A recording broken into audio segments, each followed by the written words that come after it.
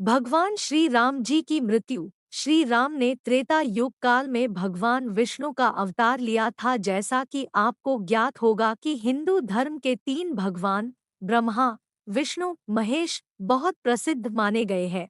और विष्णु जी के अवतार का मनुष्य ने जितने बार भी रूप ग्रहण किया है पूरे विश्व की अच्छाई के लिए किया है। कहा जाता है कि विष्णु जी द्वारा कुल 10 अवतार अवतरित किए गए थे, जिसमें श्री राम जी सप्तम स्थान पर थे और यह अवतार सबसे पूजनीय माना गया है। इसके अलावा हिंदू धर्म के सबसे प्रिय भगवान श्री राम कहे गए हैं। सीता जी का भूगर्भ में जाना। प्रभु श्री राम के बारे में महर्षि वाल्मीकि के द्वारा बहुत सी कथाएं लिखी गई है, जो हमें कलयुग में देखने को मिलती है। इन्हीं कथाओं में सीता जी का वर्णन स्पष्ट रूप से देखने को मिलता है। सीता जी की मृत्यु के संबंध में यह मत है कि उन्हें अपनी पवित्र होने की प्रामाणिकता को सिद्ध करना था और उन्होंने अपनी पवित्रता का प्रमाण भी दिया, जिसके बाद उन्होंने अपने पुत्र लव और कुश को प्रभु श्री राम जी को समर्पित कर दिया। इस पश्चात वो बहुत आहत हुई और उन्होंने धरती माँ को पुकारा। भरी सभा में सबकी आंखें फटी की फटी रह गई। जब धरती माँ प्रकट हुई तत्पश्चात सीता जी ने उनसे कहा, मुझे आप अपने अंदर समा लीजिए, ले चलिए अपने साथ। और पल भर में ही सीता जी भूगर्भ हो गई। अपनी आंखों से यह दृश्य देख राम जी व्यथित हो उठे।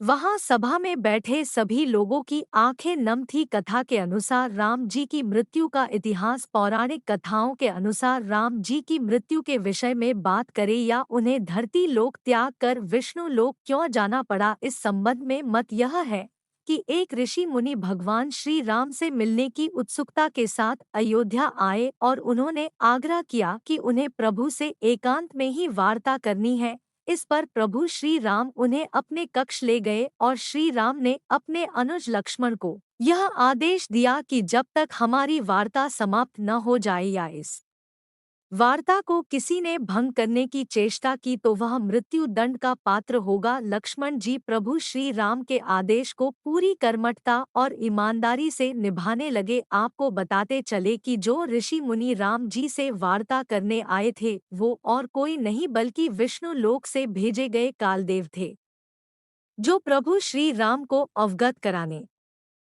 उन्हें क्रोध आने लगा। ऋषि दुर्वासा ने कहा, यदि उन्हें तुरंत श्री राम जी से न मिलने दिया गया तो वे श्री राम को श्राप दे देंगे। यह सुन लक्ष्मण जी बहुत बड़ी दुविधा में फंस गए। यदि उन्होंने ऋषि दुर्वासा जी की बात न मानी तो वे राम को श्राप दे देंगे और मान ली तो श्री राम जी के आदेश का उल्लंघन होगा। पर लक्ष्मण जी ने अपने प्राणों की तनिक भी चिंता न करते हुए उन्हें जाने की अनुमति दे दी, जिसके पश्चात कक्ष में चल रही वार्ता में विघ्न पड़ गया। दरअसल लक्ष्मण जी कभी भी यह नहीं चाहते थे कि उनके कारण उनके अग्रज भ्राता श्री राम पर कोई आँच भी आए, जिसके चलते उन्होंने यह कठोर फैसला लिया। श्री राम यह दृश्य देख बहुत व्यथित हो उठे और धर्म संकट में पड़ गए, पर उनके वचन का मान रखने के कारण लक्ष्मण जी को मृत्यु दंड न देकर उन्हें देश निकाला घोषित कर दिया गया। और उस समय देश निकाला मृत्यु दंड के समान ही माना जाता था। पर लक्ष्मण जी की अभी तक की यात्रा में लक्ष्मण जी ने श्री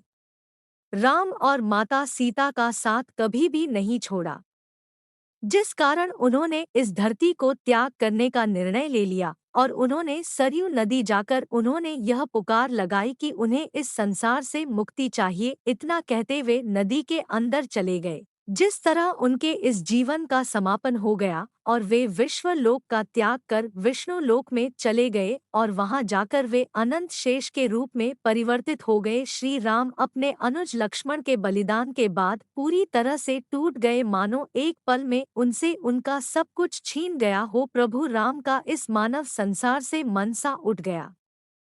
उन्होंने अपना राजपाट, अपनी गद्दी अपने पुत्रों को सौंप दी और उसी लोक में जाने का मन बना लिया। श्री राम जी की मृत्यु में यह मत है और इसके अलावा वाल्मीकि द्वारा लिखी पुस्तक से यह सिद्ध होता है कि उन्होंने अपने प्राणों को सरयू नदी के हवाले कर दिया था और उसी नदी में श्री राम हमेशा के लिए विलीन हो गए थे। उसके बाद वहां से विष्णु जी के अवतार में प्रकट हुए थे और वहां पर उपस्थित उन्होंने अपने भक्तों को दर्शन दिए। श्री राम ने अपने मनुष्य का रूप त्याग कर अपने वास्तविक रूप का धारण किया और बैकुंठ धाम की ओर गमन कर गए।